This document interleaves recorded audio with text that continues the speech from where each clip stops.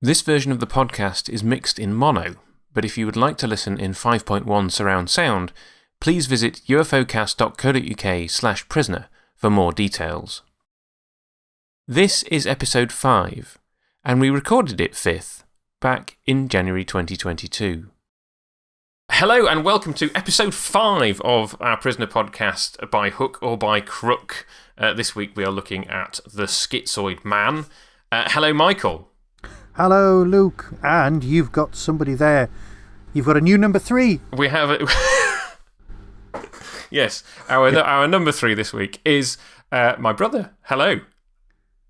Hello.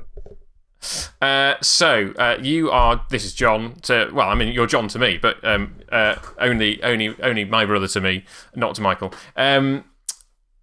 So you're my older brother. I think it's slightly your fault that I'm into the Prisoner.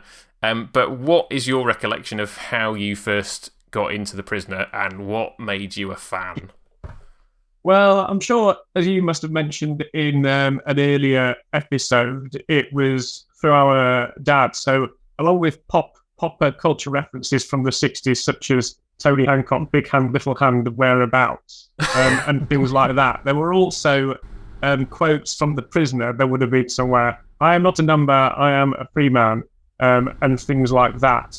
So I was brought up with the knowledge that there'd been this amazing television series called The Prisoner, which had been filmed at Port Merion, which is somewhere that we went to on holiday when I was very small, because there's a picture of me, I must be about maybe 2 or 3, sitting in one of the little prisoner cars, which I know when we went back a long time later, you weren't allowed to sit in anymore. So we've got that. So I was brought up with that photo. At the age of maybe 11, I asked for, which must have been recently reissued at the time, a copy of the Thomas Dish book, A Day in the Life. And I read that, and I couldn't really make head nor tail of it, because from what I remember, I don't have it anymore. It starts off a bit like Arrival, and then it's got bits of other episodes in, including the Schizoid man, because I remember the quote about your best chance would be battle axes in a very dark cellar. That appeared in the book, but the book was a bit of a hodgepodge. So I didn't really think much more about it at the time. And then I think probably when I was about 15, I was in Virgin Megastore near to Orchard Square in Sheffield. And in the video section, as it was still in those days, there was this set of Prisoner videos. And so I bought the middle video, because the ones with just 3 episodes on were cheaper than the ones with 4 episodes on. So I got hold of a video with Checkmate, Hammer into Anvil, and It's Your Funeral. And so we watched those presumably as a family, and then I got the rest for subsequent birthdays and Christmas. So within a year, I probably had all of them. That chimes with my recollection of Checkmate being the first episode that we watched. So clearly, either our memories are both cheating, or we're both remembering correctly that that's where we started. I know that I'm remembering correctly, because it was my video and I'd gone to buy it. And because we know that my recollection of these sorts of things is better than Luke's. Popped out. You can always edit that out if you like. No, I'm happy to leave that in, and people can wonder what the obscure reference is. I thought you were going to go with Okie Doke and Noddy, to be honest, but anyway. That had them just come to mind now. So I don't think we need to have any worries on that score. And so I watched them a lot at that time. I probably watched them when I was still at uni, and then I did get a DVD, and then I got them on DVD. Probably about 15 years ago. Watched them then, and I haven't done since. In the last couple of years, I knew that you had a podcast in mind, and I was like, well, when Luke does the podcast, that's when I will rewatch them. I will save rewatching them until then. So I watched Arrival the other day, and then I want to wait to watch the others when your podcast actually comes out. So I've only then rewatched the Schizoid Man, the other day. Cool. So you are our target audience then?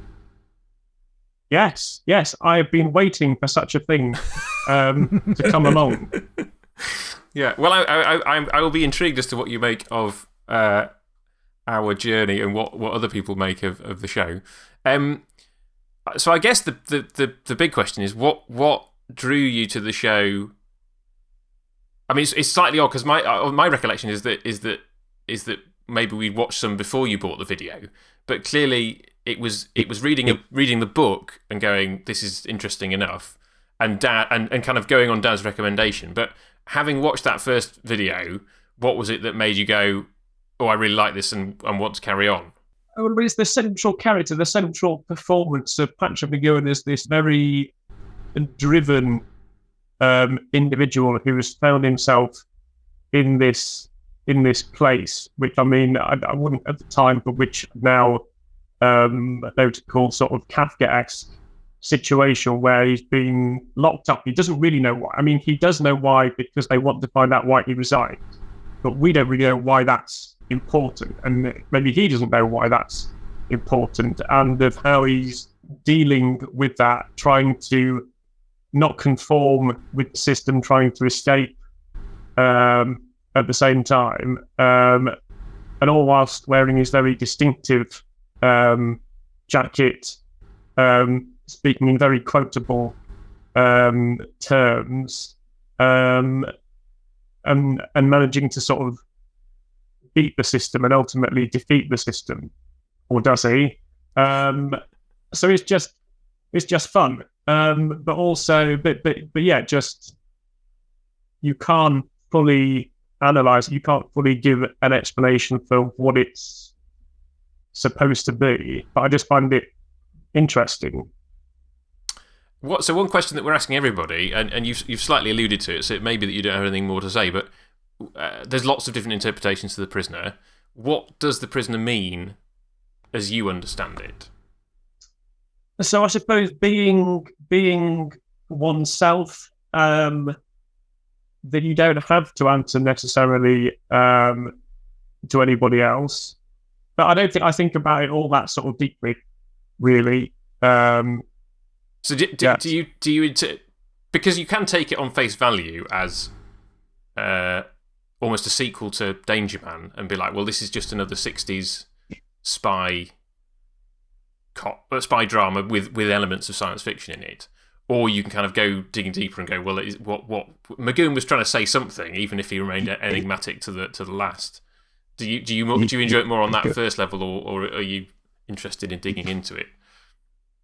No, I guess culturally, with like any sort of storytelling medium, I am like, what you see is what you get. What's on the screen is what there is, and if it's not on the screen or on the page, then the writer creator has not put it there, and yeah, you're free to interpret it how you want, or if you don't want. We'll see whether in this episode you take a particular point of view about something which I think is key to my reading of the story, whether you've ever noticed that or whether you think it holds water, or not. Well, I look forward to getting to that point. What you said you watched them a lot on VHS. I recall those years, and then you got them on DVD. But why haven't you revisited the show since then? Just for having lots of other stuff to watch and to do. So I suppose rewatching them now will be nostalgic for that time of life. But at the moment, I find it very hard to rewatch anything or to think of even really good series of, well, when am I going to rewatch those? Because I'll have something new to watch then. Yeah. So I guess also, thinking, hoping at some point that my children might be interested in them, although that seems at the moment quite unlikely, really. But see whether it can be passed on to the next generation. Cool. Before we dive into the episode, when we were planning this, you had, I think, two or three possibilities of like favourite episodes. So aside from the Schizoid Man, what are your top choices of good prisoner episodes that you would want to get people to watch? Oh, I suppose, well, it's easier for me to say what are the clunkers which I'll struggle to watch even when going through the podcast series. So Free For All is important, but I find it exceptionally weird. Dance of Death, I don't have any time for that. And A Change of Mind is not particularly interesting. I don't find it in terms of how the episode works, although perhaps nowadays, with all the talk of being unmutual, it is a metaphor for our times. But I'd say those are the three that I'm not particularly interested in. Right. If this hadn't have been available, I'd have been happy to have talked about any of the other episodes. Right. Okay. I think. And you, without doing any spoilers, because we're quite early on in the run here, how do you feel about the end? The end is, I mean, I was thinking about this the other day, and I was thinking, just imagine if that final episode had have been shown when they had social media, the internet would have gone into meltdown. Twitter would have been broken.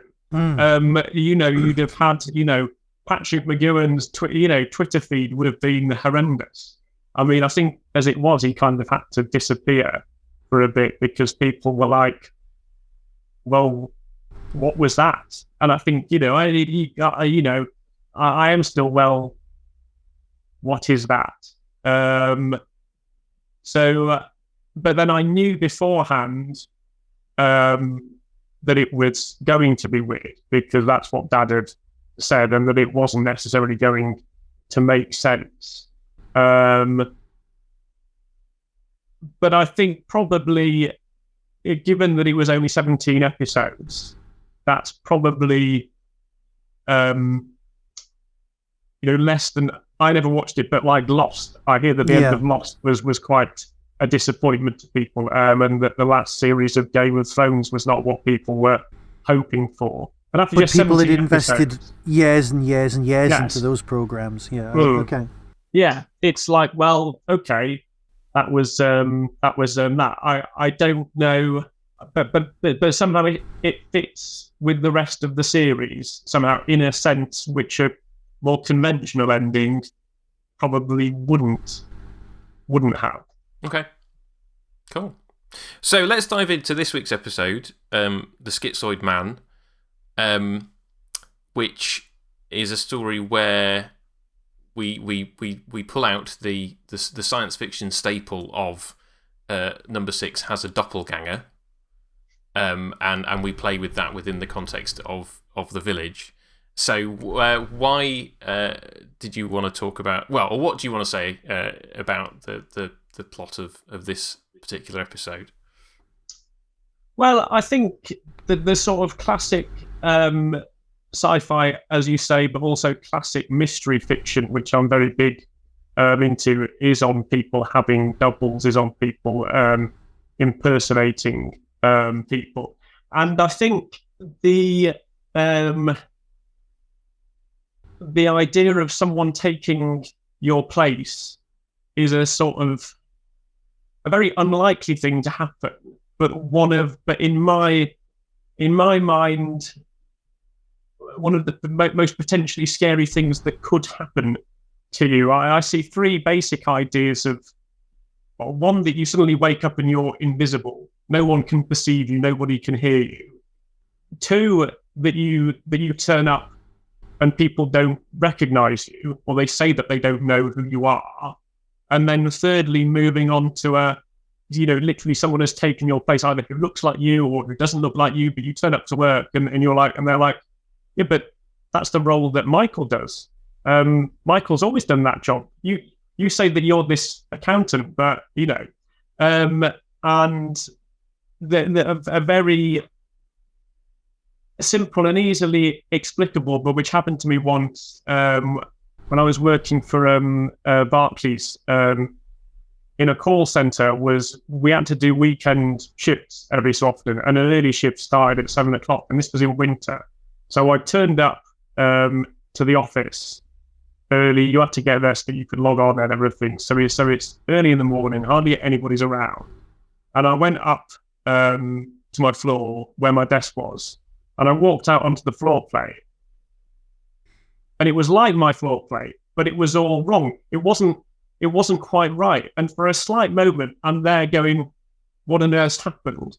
And the simple thing was that somehow I'd got off the floor too early. I'd climbed the stairs and got onto the wrong floor. So that's easy. But that minute bit of where you're tired and you're like, just what's going on? Imagining that had actually happened, and I turned up to work and being like, yeah, well, your team doesn't work here. There was no one called your manager. You know, that sort of thing has stayed with me, I think, as that sort of idea of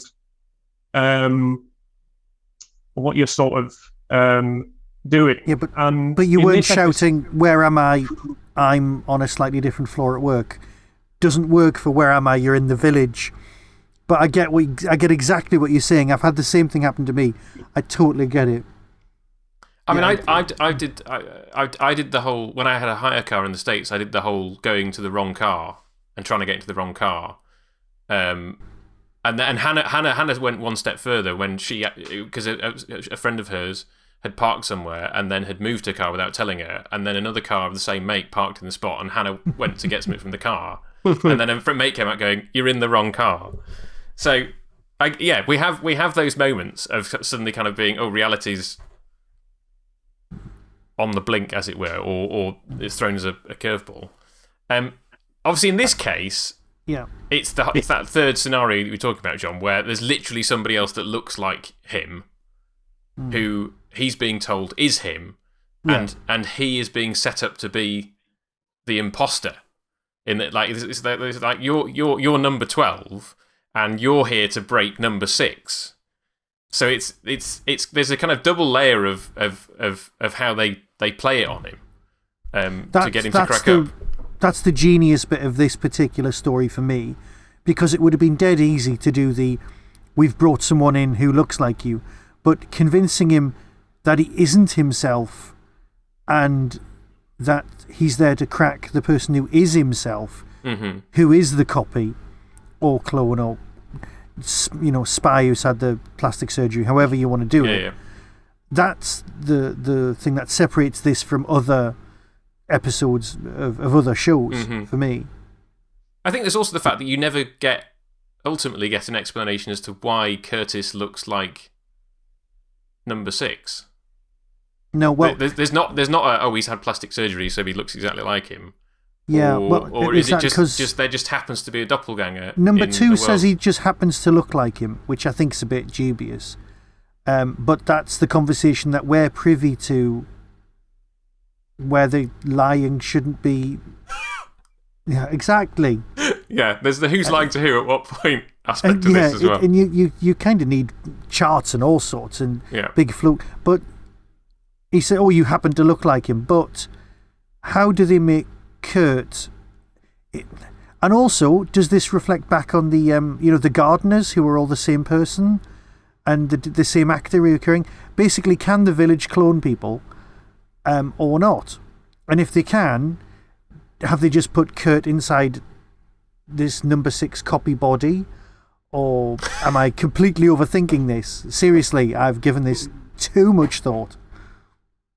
I mean, part of the crux of the episode is that he has a life outside of the village and a past with number 2. Yeah. Because that's how, in the end, number 6 gets rumbled.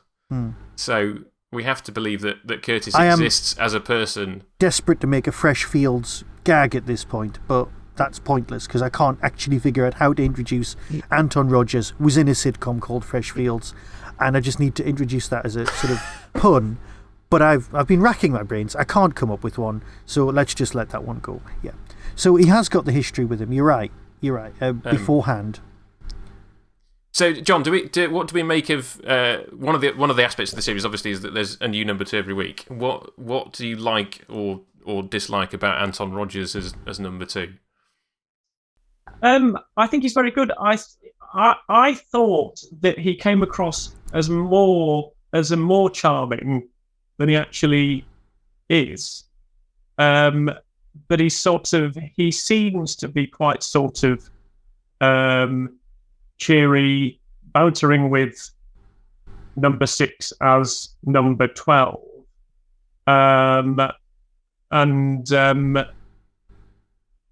Yes, but actually, but then when he plays, when he's like playing up at like being cross, but he's like, why was there no mole on number 12's wrist? It does sound quite alarming, even though that's just him pretending.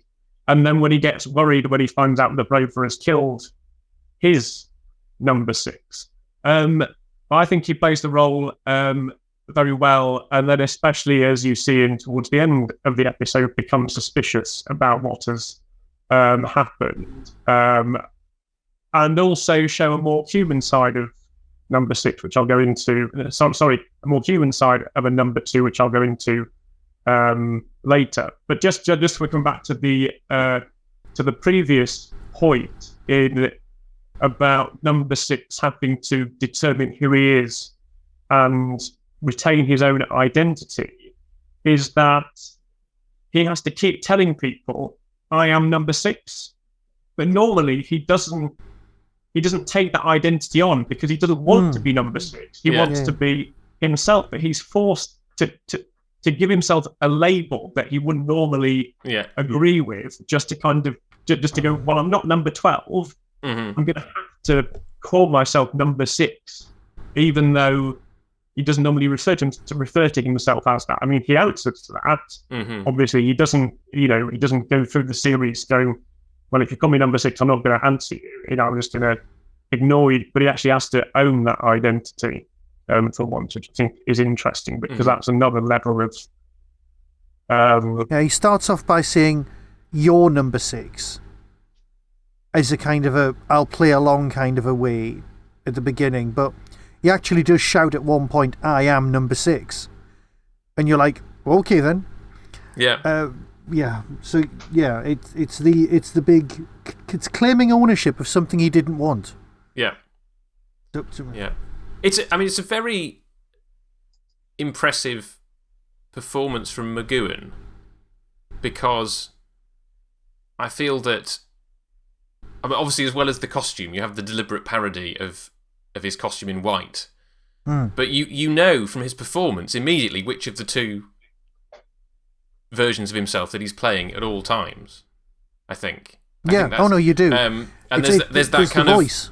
There's that. There's the voice, and there's also the fact that as the fake number 6, he's not nice.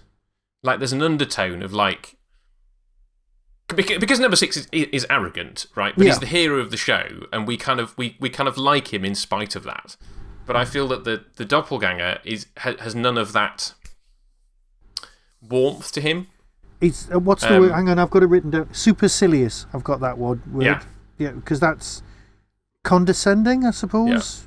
Yeah. But number 6 can be, but he often.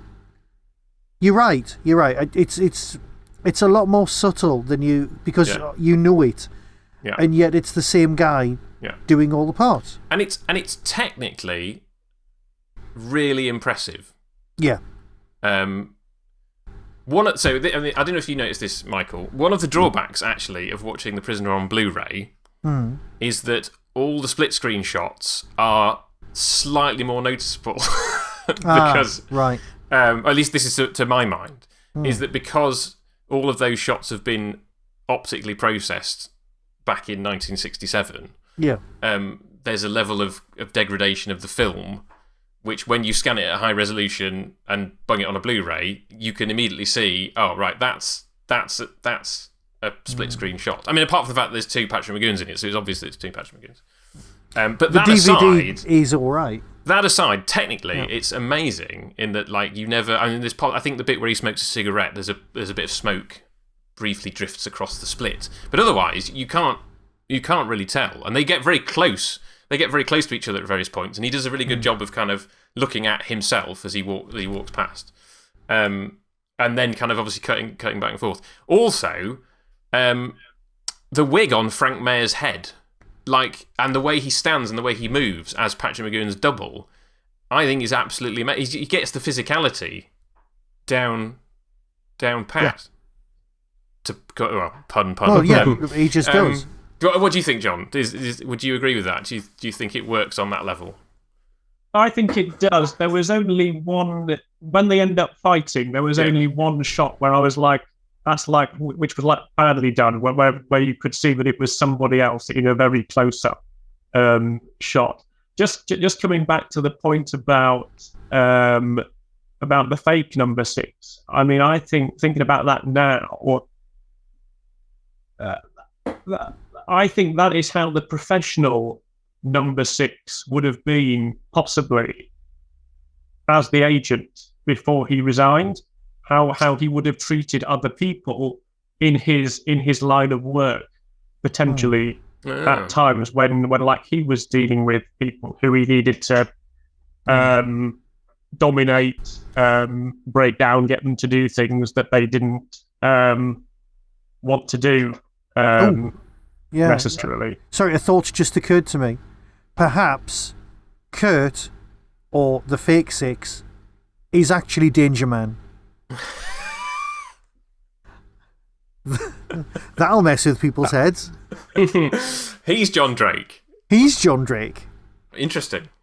Yeah, and he happens to look a lot like the scientist that they've got cornered as number 6. Oh, yeah, so this is the point, John, where you have to be introduced to the fact that Michael has been reading an analysis of The Prisoner by Alex Cox, who I think is most famous for directing Repo Man, isn't he? Mm. And his theory... He used to introduce Movie Drome on BBC Two years ago. But his theory, based upon the I want to be the first man on the moon, in taking that literally, is that he thinks that number 6 he thinks he's a rocket scientist, doesn't he? That was his secret kind of agent role. He was actually working on a rocket program. Because he's a terrible spy. He's got very few actual spy qualities, but he is very intelligent, and he keeps coming up with scientific solutions to things, rather than sort of John Drakey spy stuff.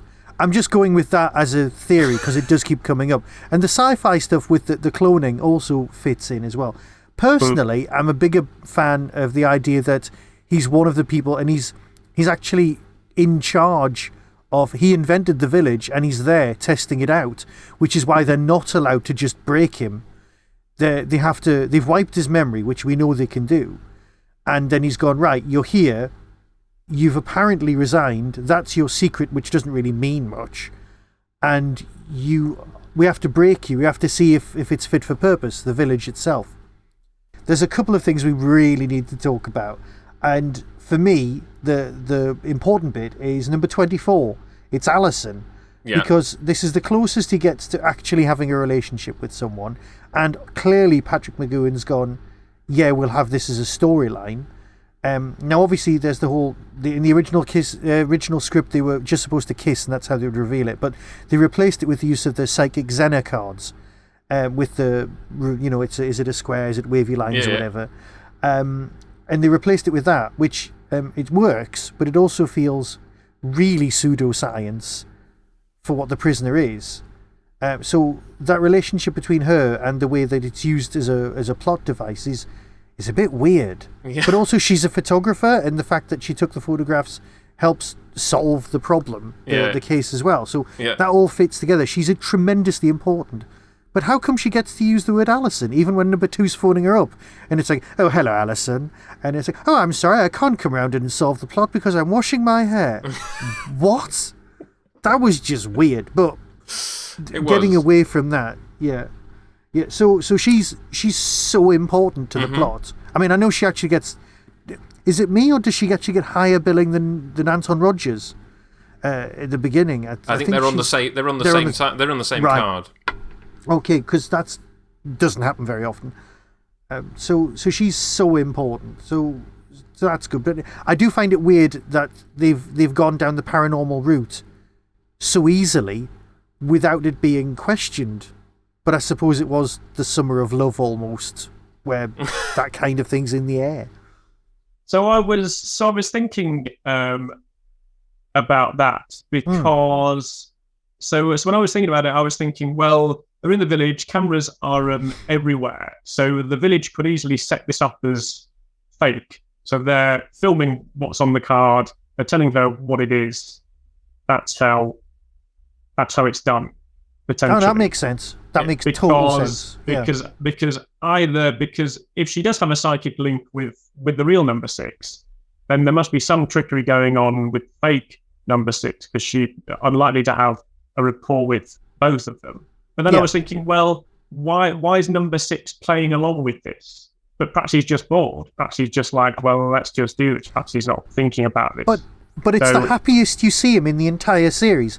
When he's sat at the kitchen sort of side, chatting away, you never see him that happy again. You never see him that chatty, that at ease at living in the village than he does in this episode. Or maybe I'm wrong. Maybe I've misremembered something. But he actually seems fairly content with this person who we've never seen before, we never see again. But obviously that's just the way the story unfolds. That's what we're there for. But I just find it odd. But you're right. You're totally right about an earpiece. It's like, oh, I'm doing a magic trick. Can you show the audience? And then the whole of the audience get to see it. And you're like, well, so yeah. Yeah, I finally get that. Because I've been sort of sat at work going, so how do you do that as a magic trick? And the answer is, well, everyone can see it, you idiot. Yeah. So yeah. That hadn't occurred to me, to be honest. Like, you were talking about taking things on face value, and I've never really thought to. I mean, it occurred to me while I was watching, like, there is no explanation given in the episode. Yeah. So you can just take it as they have a genuine psychic link. That is one interpretation of what you see in the episode. But equally, yeah, there's nothing to say that we know from at the end that she's in on it. Therefore, she could just be one of the normal guardians of the village that we see every week. Yeah. I hadn't thought about it before either, but I find watching it with a specifically critical eye, I've noticed a lot more things and maybe potential problems, other things. My only issue with it is then, well, yeah, what is number 6's motivation in being involved in this? Or maybe, perhaps he does think there is something in it. But anyway, just coming back to things that you don't see before, and Michael's point about him being a rubbish agent, is watching the title sequence and going, when he doesn't notice that he's being tailed, he just drives by and he doesn't notice all these undertakers following him and try to do anything about it. That struck me as like, oh, this. Well, I suppose that lends credence to the theory that he's in on it, that he knows he's going to be taken to the village. In the title sequence, but yes, I've got a question I need to ask our listeners. Right. And to be fair, you two will probably know the answer, and I may have reached almost 50 and be of the wrong opinion of something. So bear with. Right. Flapjacks. Oh yes. Right? Yeah. Right. Yeah. They're pancakes or crepes, right? What's going on there? Because a flapjack for me is like an OT brand biscuity thing. Maybe it's usually a tray bake. Yep. You slice it. It's like a power bar kind of a thing. Yep. You can eat it throughout the day. Probably made with syrup. That kind of. Am I wrong? No. Have I been giving the wrong name for the wrong things means in for England. years? Yeah. So that's always bothered me, and I've been like, because to me, I always had an idea that Americans call them flapjacks. And so because of coming on the podcast, after watching the episode, I looked it up and I did some research. Oh my God, he's done research. Bless him. Oh, bless him. So what you need to know, Michael, is that my brother has a blog where he reads Agatha Christie novels and he researches them every time. So I expected this level of kind of delving into it from him. Tell me more. Put me out of my misery, please. So because I think the reason that they referred to them as flapjacks in the story must be because of knowing there was going to be an American audience at some point. But when I looked it up, in some parts of America, they call them flapjacks, but mainly call them pancakes, and some places do both. But the original Shakespeare talks about flapjacks in the sense of pancakes. So flapjack was the original English word, or a word for a pancake, because the flap comes from like flip, so it's like a flip something. And although now in the UK, I think it would be wholly used for the OT tray bake type flapjack that we know in this country. Apparently, that usage was not in a written recipe form calling it a flapjack until 1935. I bow to your superior knowledge. That is it. That's we're done. We do not need to podcast anymore. We have enough facts. We're fine. Thank you so much for sorting that out. I thought you'd probably have an answer to that, John. So thank you for clearing that up. But you said there was a few things you wanted to come back to that we haven't talked about yet. Maybe where do you want to go further with the episode? So I think in terms of ultimately what happens, the ending few minutes, I think, provides me more emotional depth than you get in the rest of the series.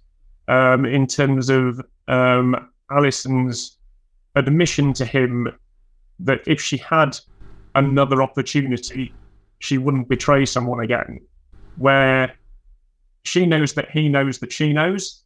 So in saying that, she is having her second time, and she's not betraying him this time, because she could have told them, oh, well, I know that he's not the fake number 6 and he's going to escape. So she gets to tell him in a way that's not... How does she know? How does she know that he's the real number 6?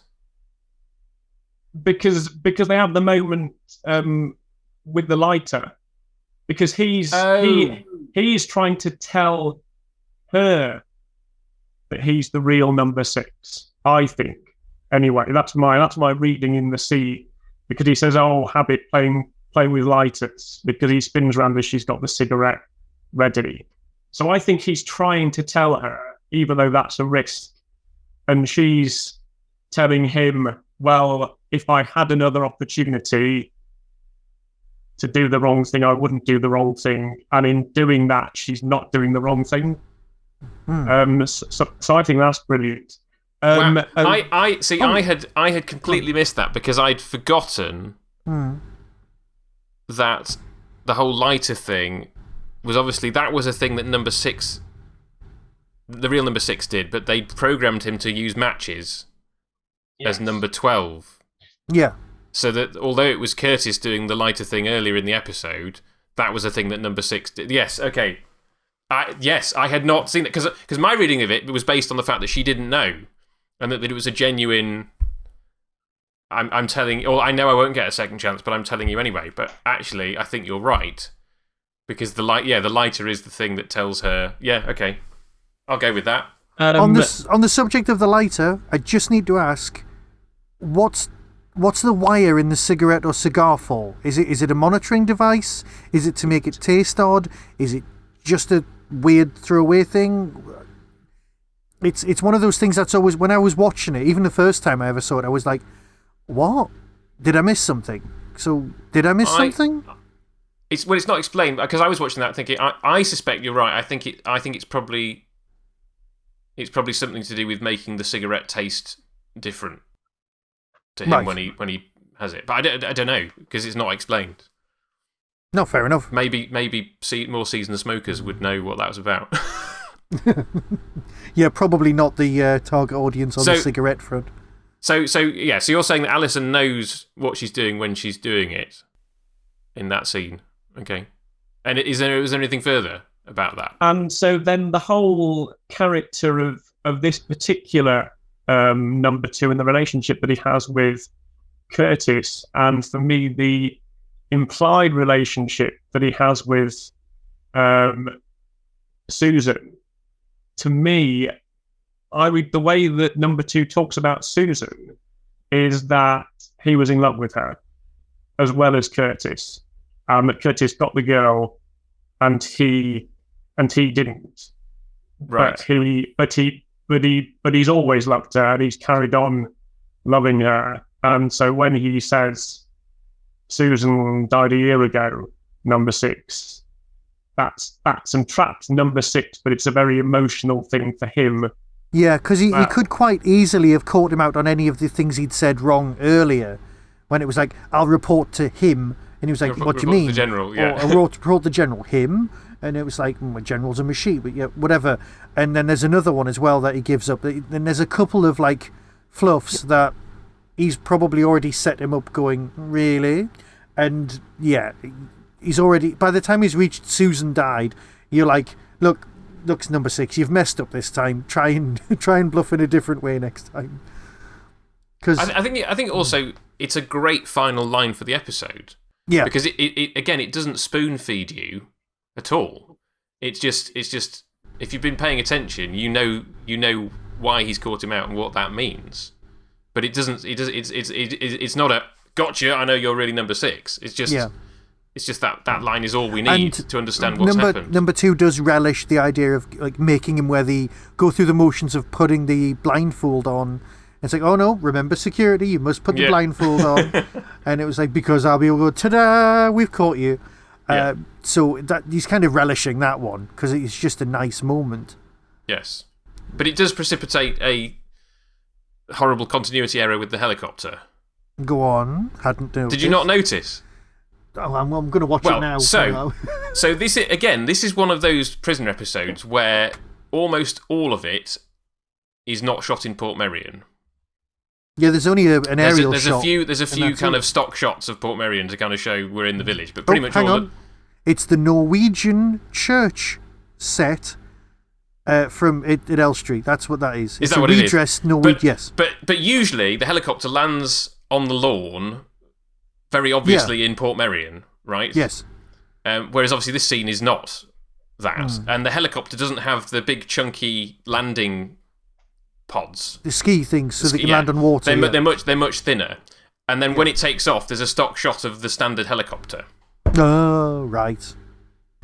But yes. So I saw that when I was looking at the episode on IMDb, and like that was one of the goofs. But I've never noticed it actually watching it. Oh, right, okay. Which I think shows that for most people, how we watch all sorts of stuff, we just don't notice that type of thing unless it's at a particular area of interest or unless it's really pointed out, because you just go, he's got into a helicopter. Oh, there's a helicopter flying in the sky. Oh, the helicopter's landed. Yes. Therefore, it's the same helicopter. Yes. But yeah. Well, and equally, as we've talked about before, people would have been watching this on standard definition 625 or maybe even 405 line black and white TVs. Yeah. And so that would have been even less obvious back in the day. The fact that we're watching it on DVD or even high def Blu-ray would have been a surprise to the people who made the program. Right. You know what do we make of the actual brainwashing process and then the whole kind of memory scene where he suddenly recalls Pulsator? The pulsator over his head, and then the whole kind of like that's the name for sorry, that is definitely the name for your punk band there. What? Pulsator? Yeah. Yeah. It's another Captain Scarlet reference as well, because there's a pulsator that the Mistrons use to try and blow up Cloudbase. I'm full of the Captain Scarlet references because I'm watching that at the same time. But yeah, there's that whole kind of. Do we find? I mean, I genuinely don't know what's actually possible in terms of like actually brainwashing people and breaking people down and stuff. Do we find this conceivable that he could have been persuaded to do this or reprogrammed to be left-handed and all that? There's a lot of medication involved as well. And he's undergoing enough treatment and long enough treatment for his hair to grow. I don't know if either of you have ever dyed your hair, but you can feel your scalp is different if ever you've dyed your hair after a while. So I'm thinking, well, they've dyed his hair and then they dye it back to its natural colour. And then there was, sorry, haven't mentioned this, right. I'll have my girls look at it. They're very pretty. What is that? What's all that about? Well, it's a little creepy, isn't it, now? A little? I think it was going to be creepy then as well. It's he might as well be like the character from the Fast Show who's going, me, the 15th Duke of Wimbledon. It's like, it's weird. It's weird the way he says it. It's also, are they numbers? I think they're 2-4 something or other. Well, yeah. They're all numbers. They're all numbers. It's very odd. I'm completely off track now because that threw me when I was watching it. But how can we... I think it comes down to what's needed for the plot. Yeah. Rather than what's actually possible in real life. Yes. Because I don't know how... Because things like the Manchurian Candidate, where everybody's brainwashed into thinking that their boss is a lovely man and has followed the rules and is always... and everybody says exactly the same phrase, which is always a giveaway, that they were brainwashed. But everyone, especially Americans, is very... especially then, paranoid about mind control. And that is a recurring theme of The Prisoner. It's like, it's the battle to be yourself. So that's there. And it's weird that the thing that gets him through is remembering that his thumbnail is growing. Yeah. And that's all that triggers it back. Mm-hmm. So I suppose that would be the research. How long does it take for a bruise to go that far up your thumb? That's and that obviously tells you how long he's been... Well, that's important the brainwashing process has taken. Remember one of the earlier episodes where we're discussing how long he'd been in the village and he has no recollection, and they're like, oh yes, the clock's changed and you've been gone for months, but has he got... Yeah, so yes. That I don't know how long it takes for thumbnails to grow. I think it's a few mil. Isn't it like hair? As a nail biter, I'm sure you can bite your nails quite often. I don't know what that means, but I don't know. Any thoughts on that, John? I think it's got to be for it to grow out only, I don't know, at least a month. I don't know. So it is some time. I might have to Google this now while you're talking. But yes, no. So an interesting point. So it's Wednesday the 10th of February. So I looked that up. Because I do that with my book references to find out, well, what year is that in? And it couldn't be in 1967. It would have to be either... What have I typed it up as? It would be either 1965 or 1971 that this episode is taking place in. When I was it's like Android Invasion with a calendar in the pub, And so when I was looking at it, so that's the date on the photo. That's the date before he goes to bed. And then the next day, the clock still shows that. Yes. And the tally-ho is also dated that date. Yeah. So like my reading is, well, you don't change the clock before you go to bed. At least this is my practice anyway. I change it first thing in the morning when I get up out of bed. So it was the 10th of February. He's got up the next day and he hasn't changed the calendar. And therefore the tally-ho must be yesterday's tally-ho. That's my reading of it, because I don't think they'd want him to be living the 10th of February again. I think it is meant to be the next day. Yeah, that would make it a lot more... on the fingernail point, I have now researched it. Your average fingernail growth is 3.47 millimeters a month, which I've just measured my own fingernail. I reckon the bruise gets about 2/3 of the way up his fingernail, so it probably takes about 2 to 3 months to brainwash him.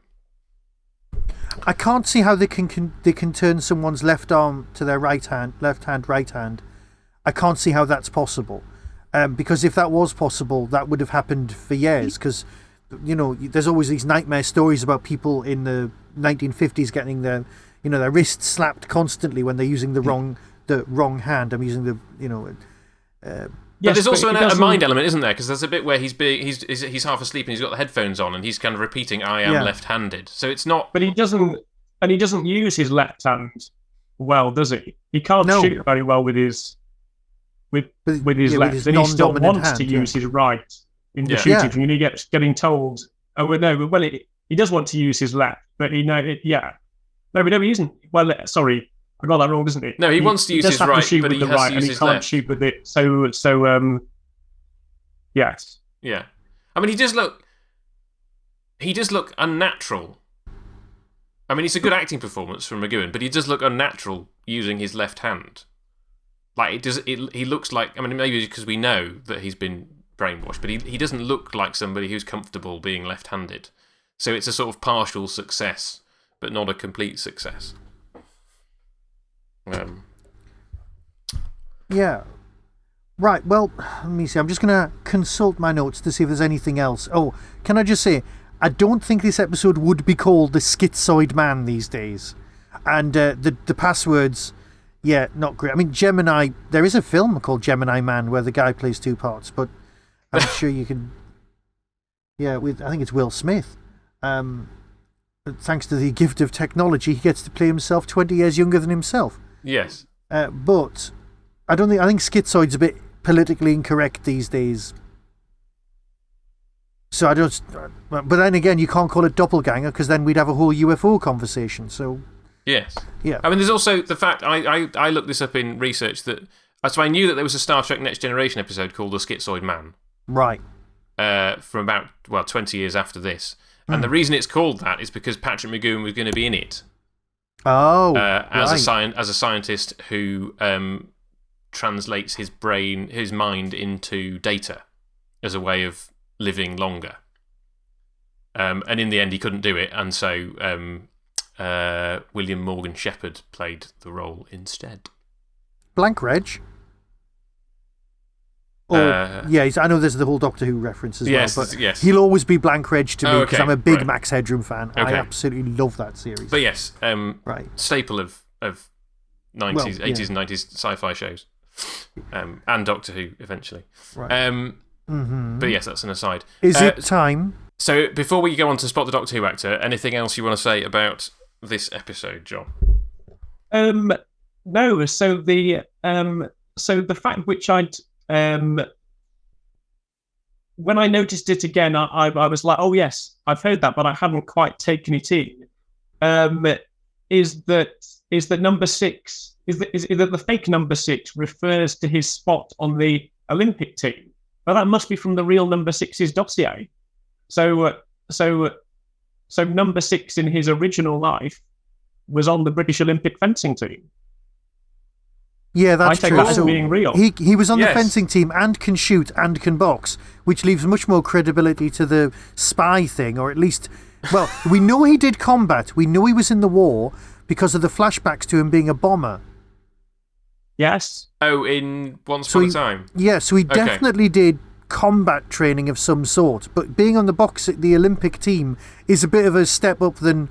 I mean, even in Hawkeye... she's not on the Olympic team. She was just the county champion, and she gets to be Hawkeye. So he's the Olympic. Yeah, I mean, that's a very high standard. The whole boxing thing. I mean, he gets. We have the weekly punch up. That's one of the staples of the Prisoner is he has a punch up pretty much every week.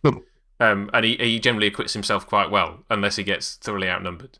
Yeah. So, I can believe that of the character. Like, why not? So should we play Spot the Doctor Who actor then? Yeah, I've got one. To finish off. So yes, as I said before, there are two.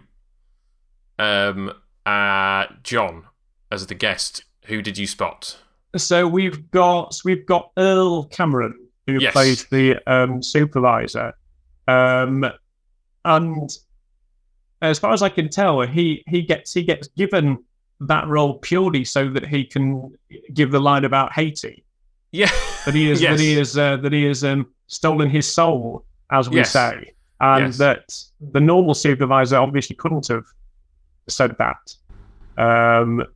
So yes, because this is the only episode that he appears in as the supervisor, isn't it? This is his sole. This is his sole appearance. And I did note just on that point. I did notice there's a Sikh guy right at the beginning of the episode. So you have you get these odd bits of multicultural village, don't you? Not a lot. This is the most appearance of this sort of thing. Yeah. In the whole of the series. Yes, I mean, I saw this on IMDb. It was like Earl Cameron is a black character in a position of authority. And I was like, well, yes, he's a bad guy, though. Oh, you just, yeah. But yes, so Doctor Who, where did he appear in Doctor Who, if you could recall, John? I can't recall that, no. Michael? I actually can remember You remember this one, yeah. Yes. He is the astronaut in the 10th planet.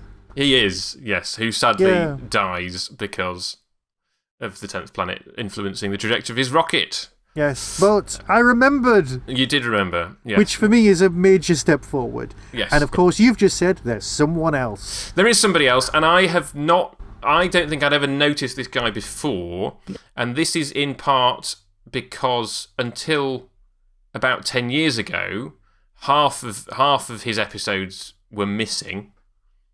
This is a guy who's in 2 episodes of a Patrick Troughton story, and one of those was in existence, but the other one, along with the rest of that story, returned about 10 years ago. So that should narrow it down for you. No, it should, but it's not. As to which. So I remember now, because when you said about the 10th planet, because when I was on IMDb looking at people, because I think this is the character, because I thought he'd appeared more than once in The Prisoner, but I don't think he has. So it was the enemy of the world, wasn't it? That is correct, and it's actually on IMDb. It's the character he plays in Enemy of the World, which is his picture on IMDb. And I think it's the bald doctor with glasses. It is the bald doctor with glasses. Yes, well done. So David Netheim, who plays the Doctor, in Doctor Who he had a beard as well, playing Federin with a dodgy East European accent, who is blackmailed by Patrick Troughton in his double role as the Doctor and Salamander in that story. So there's another link. But that was 1967. So again, very similar period. And I only spotted him this time just because I have recently rewatched the Troughton era, and he's a very memorable, if short-lived, character who gets poisoned and dies because he won't poison somebody else. So yes, that's the Doctor Who actors for this week. I think potentially in the extras, as with any Prisoner episode, there are potentially extras who also count. But I was like, I'm only going to count speaking roles. Otherwise, we'll be really obscure. You had a hand up there, Michael. Did you have anything else to say? No, I was just looking at my notes, but the only thing I'd missed out was: is this where they start referring to Rover as Rover?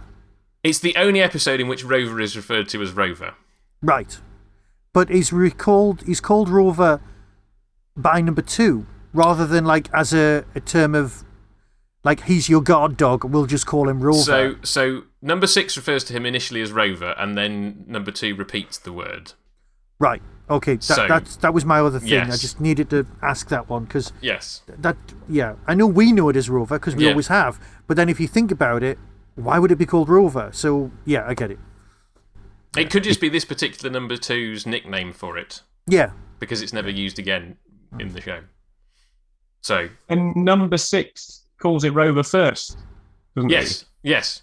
So therefore, but then he's supposed to be Curtis at that point. He's supposed to be Curtis at that point. So yes. So then maybe number 2 has told Curtis that it's called Rover, or maybe it's commonly called Rover, because otherwise how would number 6 know?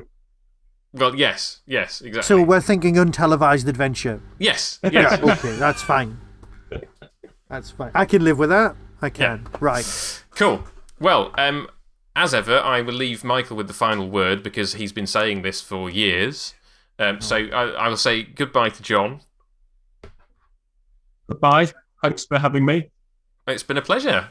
It really has. Thank you for coming. And be seeing you